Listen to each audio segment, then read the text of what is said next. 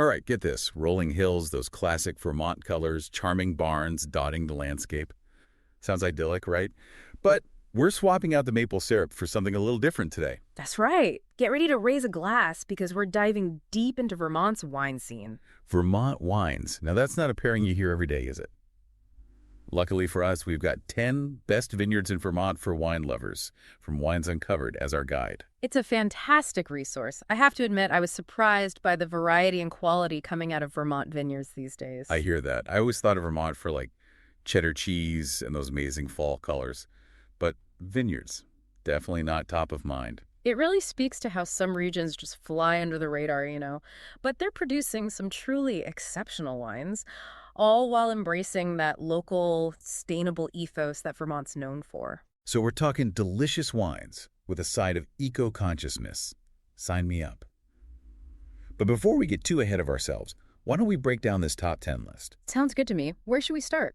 Well, Wines Uncovered kicks things off with Shelburne Vineyard, Boyden Valley Winery, Snow Farm Vineyard, and honestly, every name just makes me want to hop in the car and go on a tasting tour. And each of those has something really special to offer. But if you're looking for those hidden gems, the details that really make these vineyards stand out, well, let's just say I've got some notes. Well, you know I live for those little details. Spill the tea. What hidden treasures are we unearthing today? Okay, so Shelburne Vineyard immediately caught my eye. And not just because it's conveniently located, though, that never hurts. They're all about sustainability, truly committed to organic practices and minimizing their environmental impact. Oh, bonus points for sustainability. That definitely adds another layer of appreciation to the whole wine experience. Absolutely. And then you've got Boyden Valley Winery, which sounds like it's straight out of a storybook. Picture this. A restored 1875 carriage barn, now home to their winery and tasting room. Talk about atmosphere. Okay, you had me at restored carriage barn. I can practically hear the floorboards creaking and picture those old beams. That's right up my alley. Right. And speaking of unique settings, Snow Farm Vineyard absolutely blew my mind. Ready for this? This vineyard is located on an island in Lake Champlain. Wait, hold up. Island Vineyard. Now, that's not something you hear every day. How does that even work? That's what I thought. But here's where it gets really cool. The lake creates this microclimate similar to Burgundy in France. Burgundy, France. As in the Burgundy famous for its wine. The one and only. And this microclimate allows Snow Farm to grow grape varieties you wouldn't expect to find in Vermont. Burgundy, right here in Vermont. Okay, you've officially piqued my curiosity. It's amazing how these deep dives always uncover these hidden gems. Things you'd never expect. And the surprises don't stop there. We've touched on those unique grape varieties, but the history of Vermont wine itself is full of unexpected twists and turns. Oh, I'm ready for a history lesson. Lay it on me. When did Vermont's wine story actually begin? Get this, it goes all the way back to the late 19th century. Wow, seriously. I never would have guessed it went back that far. What inspired those early pioneers to start planting vineyards in a place not exactly known for its, ideal grape-growing climate? Necessity really is the mother of invention. These farmers were already accustomed to Vermont's finicky weather, and they quickly realized that traditional European grapes just wouldn't cut it. Yeah, those harsh winters wouldn't exactly be a walk in the park for grapes that are used to, the Mediterranean. Exactly. They needed something tougher, something that could handle the cold. And that's where those cold, hardy hybrid grapes come into play. They became the foundation for Vermont's wine industry, allowing them to create wines with a distinct identity all their own. So they basically turned a geographical challenge into a unique selling point. That's pretty impressive if you ask me. Absolutely. And that spirit of innovation is still alive and well in Vermont's wine scene today. There's this resurgence of interest, with winemakers pushing boundaries and experimenting with new techniques. It's like they're writing a whole new chapter in Vermont's agricultural story. But speaking of new chapters, we can't forget about the rest of those vineyards on our top 10 list. What else caught your eye? Well, for starters, Lincoln Pick Vineyard definitely deserves a shout-out. They've made a name for themselves with their rosé, which I hear is absolutely perfect for those warm summer evenings you get up in Vermont. I know, a chilled rosé on a warm summer night. Now that's an image I can get behind. Sounds like the ideal pairing for a picnic with a view. You've got it. And what I love is that Lincoln Peak Vineyard is family-run, which, just adds that extra layer of authenticity. It's clear they pour their heart and soul into every bottle they produce. Oh, I love hearing that. Supporting local, family-run businesses is always a win in my book. It's about so much more than just the product itself. It's about the people, the passion, the whole story behind it. You hit the nail on the head. And if we're talking about vineyards that capture that authentic Vermont spirit, that sense of variety and abundance, we have to mention Fresh Tracks Farm Vineyard. Okay, now you've got my attention. What makes Fresh Tracks Farm so unique? Just imagine this. You can sip on their wines, sample their homemade vinegar, and even indulge in their very own maple syrup. Wait, hold on. Did you say maple syrup? As in the iconic Vermont maple syrup. That's like a Vermont trifecta right there. It really is. It's like they've bottled up the best of Vermont's agricultural bounty all in one place. Plus, I hear they get rave reviews for their welcoming atmosphere, especially if you're a solo visitor just looking to explore and discover.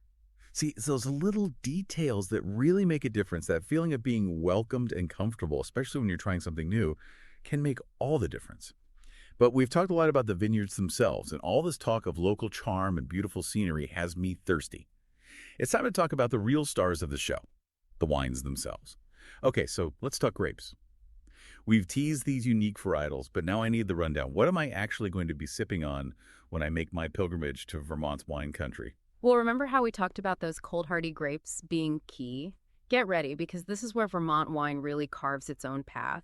Hit me with your best grape knowledge. What are these Vermont wines all about? So first up, we've got Marquette, Frontenac, and Le Crescent. Those are your heavy hitters. Okay, those names are definitely ringing a bell from our vineyard explorations. Give me the tasting notes. So Marquette, that's your red. Think bold cherry, a bit of black pepper, like a cozy night by the fire kind of wine. Ooh, I like the sound of that. And is it a heavy red or more on the lighter side? Definitely has some complexity, but not overly heavy. A good balance, which I think you'll appreciate. Now, for something a bit more robust, you got Frontenac, also a red, but this one leans into blackberry spice. The kind of richness that can stand up to a hearty Vermont meal. Those both sound incredible. But hold on, are we just talking reds here? What about us white wine enthusiasts? Don't worry, Vermont doesn't discriminate. For a fantastic white, look no further than Le Crescent. Imagine this. Bright apricot, juicy peach, a hint of citrus. Perfect for a sunny afternoon, even if there's a crispness in the Vermont air. See, this is why I love diving into new wine regions. There's always something unexpected to discover. Speaking of unexpected, we touched on hybrid grapes earlier. For those of us who aren't, expert vintners, can you break down what makes them so special? Sure thing. Think of it like combining the best qualities of different grape varieties. It's like creating a dream team, but for grapes. I love that. So what's the goal? What are they trying to achieve with these hybrid grapes? Often it's about hardiness, making them more resistant to disease or able to thrive in those colder climates. But sometimes it's about creating entirely new flavor profiles. So it's a win-win, better for the winemakers and more delicious for us. Any standout hybrids I should keep an eye out for? Names I can drop to impress my fellow wine lovers. Oh, absolutely. Frontenac Grease is having a moment. Delicate peach and honey notes. Think of it like the elegant cousin of the bolder Frontenac we discussed. Frontenac Grease, okay, that's going straight on my must-try list. And if you want a red that's truly unforgettable, Petite Pearl is where it's at.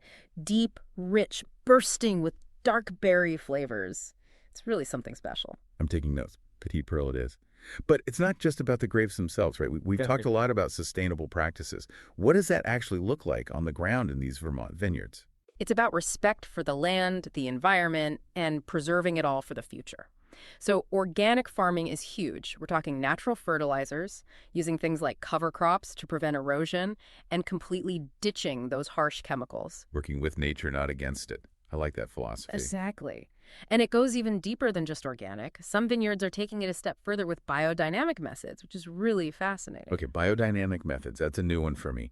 Break it down. What does that even mean in the context of winemaking? Imagine taking organic and amplifying it. We're talking paying attention to lunar cycles, planetary influences, even using specific herbs in compost to create this perfectly balanced vineyard ecosystem. So it's like this holistic approach where everything is connected. Sounds incredibly intricate. I don't know about you, but I'm sold. Vermont wine country, here I come. I'm right there with you. Consider this my official notice. I'm requesting a field trip to put our newfound Vermont wine expertise to the test. And there you have it, folks. If you're searching for a wine destination that's a little off the beaten path, full of charm and committed to quality, put Vermont at the top of your list. Trust us, you won't be disappointed. Until next time, Happy exploring.